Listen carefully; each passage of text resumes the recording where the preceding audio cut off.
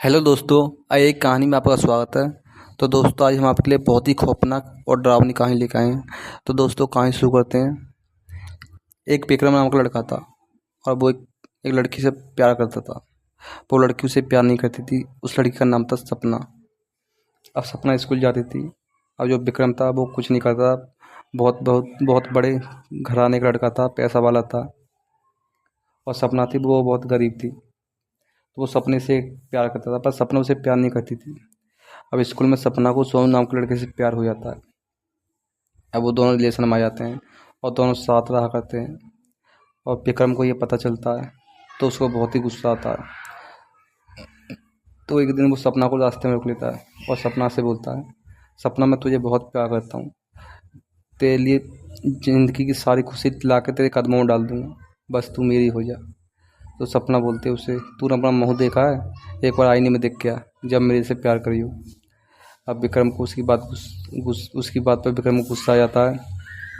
तो विक्रम वहाँ से चला जाता है। तो विक्रम रात दिन ये सोचता कि सपना कैसे मेरी हो। अब एक दिन विक्रम है अपनी बाइक लेके एक दुकान पे कुछ सामान के लिए जा रहा होता है। तो उसे सपना और सोनू रास्ते में मिल जाते हैं और दोनों गले में हाथ डाल के चल रहे होते हैं। अब विक्रम देखता है तो उसकी आंखों में खून उतर जाता है और बस वो एक बात ठान लेता है कि मैं इस सोनू को कैसे न कैसे करके मारूंगा। अब अपने दोस्तों को रात को इकट्ठा करता है और उनसे बोलता है, आज सोनू को हमें मारना है। तो वो चार हो जाते हैं सोनू घर पे रात के 12 बजे और सोनू को उसके घर पे उठा लाते हैं और एक नदी के पार पे ले जाके पहले तो उसे बहुत पीटते हैं और बोलते हैं, तू सपना से प्यार करता है? सोनू बोलता है, मैं अपनी जान से ज़्यादा प्यार करता हूँ। तो विक्रम बोलता है, आज से तू प्यार नहीं कर पाएगा। तो विक्रम उसके चांटे मारता है और उसे लातों से घुटेलों से बहुत बुरी तरह से पीटता है। विक्रम के दोस्त हैं वो भी बहुत बुरी तरह से मारते हैं और सोनू के लिए अधमरा कर देते हैं। जब भी सोनू सपना का नाम ले पुकारता विक्रम को और ज़्यादा गुस्सा आ जाती है। तो विक्रम के दोस्त हैं उसके हाथ पैर पकड़ लेते हैं और विक्रम उसका कुल्हाड़ी से सिर अलग कर देता है और उसको मार के उस नदी में फेंक देता है। अब अगले दिन गांव में सोनू किसी को दिखाई नहीं देता है। अब सबने खलबली फैल जाती है कि सोनू पता नहीं कहाँ चला गया। और सोनू को चारों तरफ देखते हैं पर कहीं सोनू का कोई नाम निशान नहीं होता है।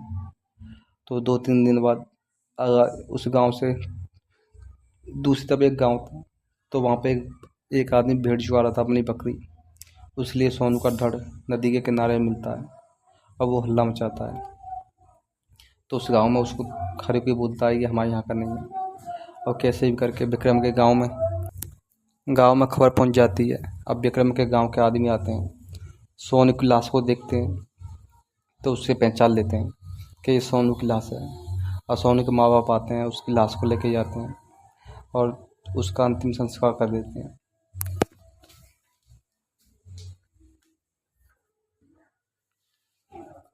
और उधर सपना है सोनू की याद में रात दिन रोती रहती। तो एक दिन विक्रम है अपने दोस्तों को बुलाता है और बोलता है, सपना को उठा के लेके आना है। अब उस सपना को उठा लाते हैं और जंगल में एक झोंपड़ी होती है, उस झोंपड़ी में ले जाकर सपना को डाल देते हैं और उसके हाथ पैर बांध देते हैं। विक्रम बोलता है उससे, सपना सोनू को तो मैंने ऊपर पहुंचा दिया है, अगर तू मेरी नहीं हुई तो मैं तेरे को भी ऊपर पहुंचा दूंगा। इतनी बात विक्रम सपना से बोलता है तो सपना को गुस्सा आ जाता है। सपना विक्रम के मुंह पर थूक देती है। अब विक्रम को बहुत ही बड़ा गुस्सा आता है और विक्रम उसमें बहुत ही बुरी तरह से मार लगाता है, उसे अधमरी कर देता है। फिर बोलता है विक्रम, सपना लास्ट बार बोल रहा हूँ, समझ जा, तेरे लिए ज़िंदगी की हर खुशी ला के तेरे कदमों में डाल दूंगा, तो उसे मेरी हो जा। और सपना उसे मना पे मना करती है, बोलती है, इस जन्म में मैं तेरी नहीं होंगी, चाहे तू मेरे को मार दे। अब विक्रम को उसकी बात सुन के विक्रम को बहुत ही बड़ा गुस्सा आता है। एक कुल्हाड़ी से सपना के बहुत ही नन्हे पतले पतले टुकड़े कर देता है। अब विक्रम के दोस्त बोलते हैं, यार ये मत कर, इसको मारना तो वैसे ही मार दे। पर विक्रम के सिर पर खून सवार था। सपना के बहुत ही नन्हे टुकड़े करके उसे नदी में फेंक देता है। तो विक्रम के जो दोस्त थे उनकी भी आंखों में आंसू आ जाते हैं, उसे बेरहमी से मारते।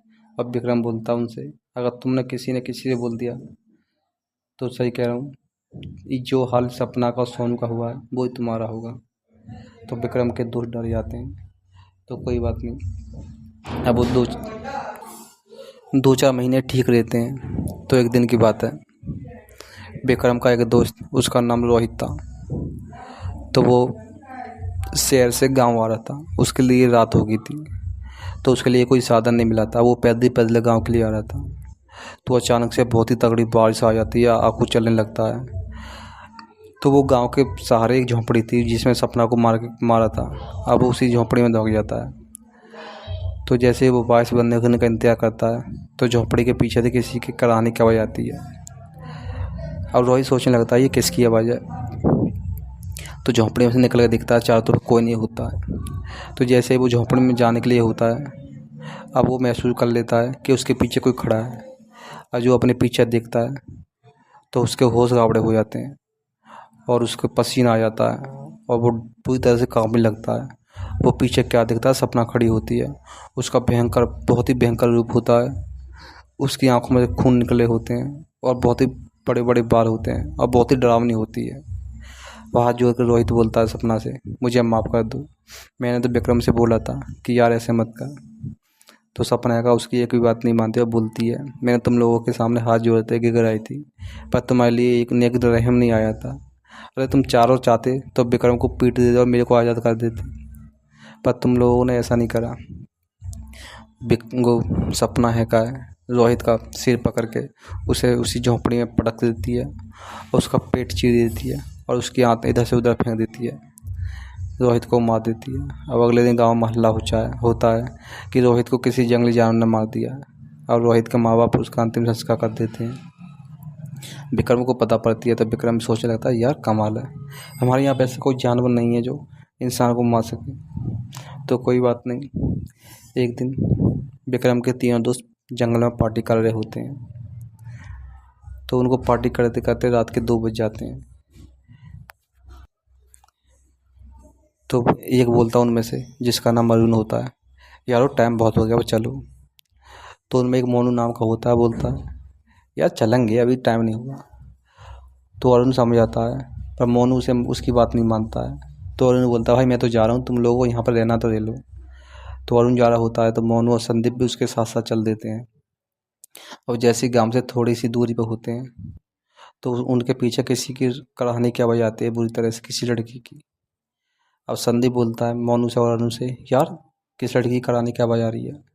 अब वो तीनों इधर से उधर देखते हैं पर उन्हें कोई नहीं दिखाई देता है। तो अरुण बोलता कुछ नहीं है यार, चलो बस। और जैसे वो तीनों आगे बढ़ते हैं तो सपना की आत्मा होती है जो सपना चुड़ैल बन जाती है, उनके सामने आकर खड़ी हो जाती है और बहुत ही भयंकर रूप होता है और चारों उसे देख के कांपने लगते हैं और बहाने लगते हैं। मोनू और संदीप नदी की तरफ भाग जाते हैं, अरुण गांव की तरफ भागता है। तो वो अरुण को पकड़ लेती है, अरुण को पकड़ के बहुत ही बुरी तरह से मार देते हैं, एक ही झटके में उसका शीश अलग कर देती है और अरुण वहीं मर जाता है।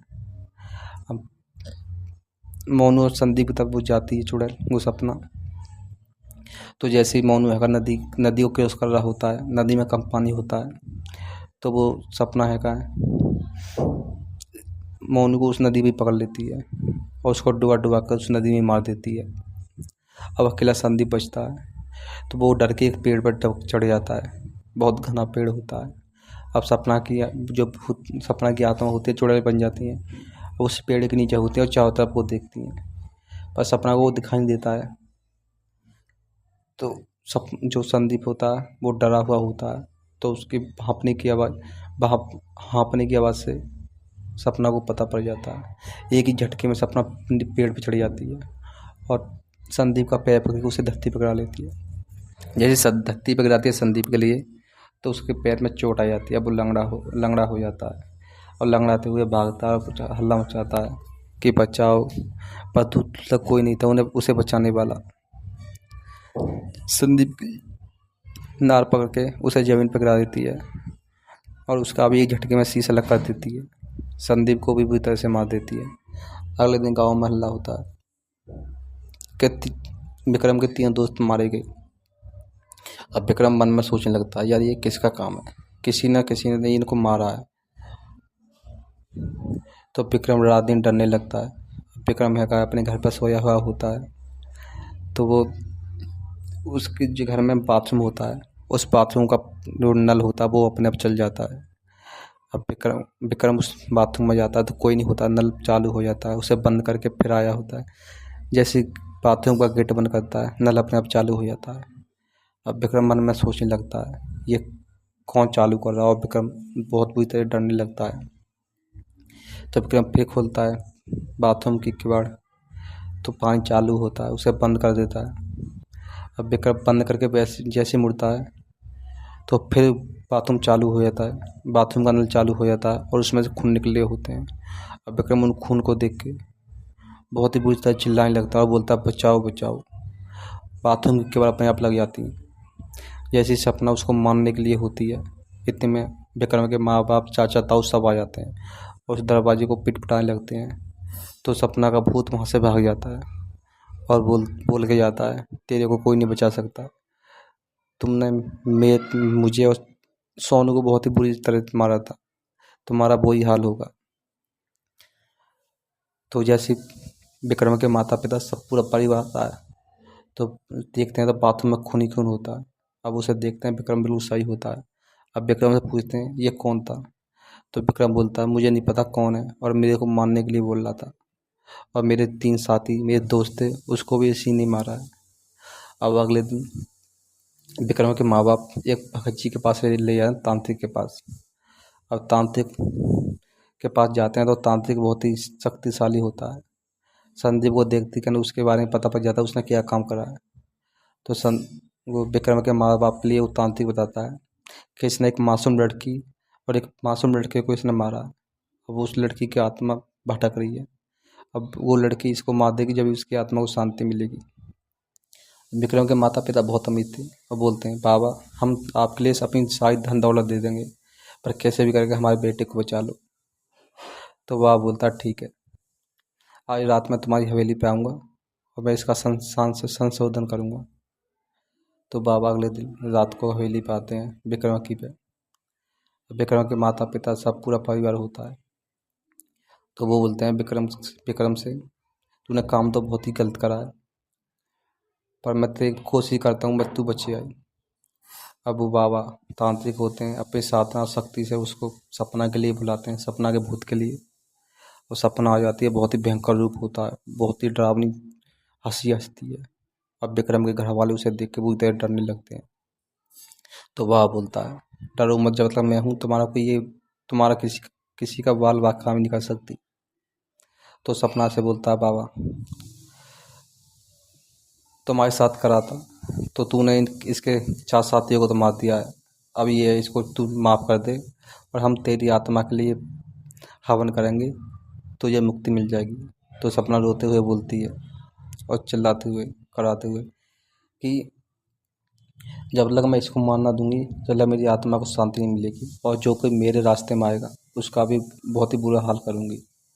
अब बाबा उसे समझाता है पर सपना मानती नहीं है। तो बाबा है का अपनी शक्ति उस पर छोड़ता है तो कोई असर नहीं होता। फिर बाबा है का एक मंत्र मारता है, उस मंत्र से सपना के अंदर जलन पैदा हो जाती है। अब वो बहुत ही बुरी तरह जल जाती है।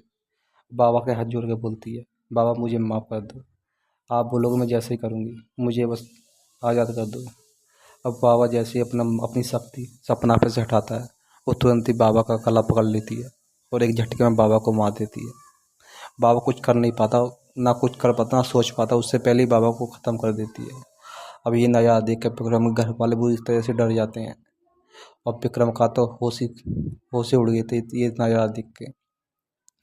विक्रम के घर के सब उसके हाथ जोड़ते हैं और बोलते हैं बेटी इसे माफ़ कर दो, हम पुलिस के हवाले करेंगे, इसके लिए पुलिस इसके लिए दंड देगी। तो सपना बोलती है देखो मैं आपसे बोल रही हूँ, आप बीच में मत आओ, अगर आप बीच में आओगे जो तांत्रिक हाल करा है वही मैं तुम्हारा हल करूँगी।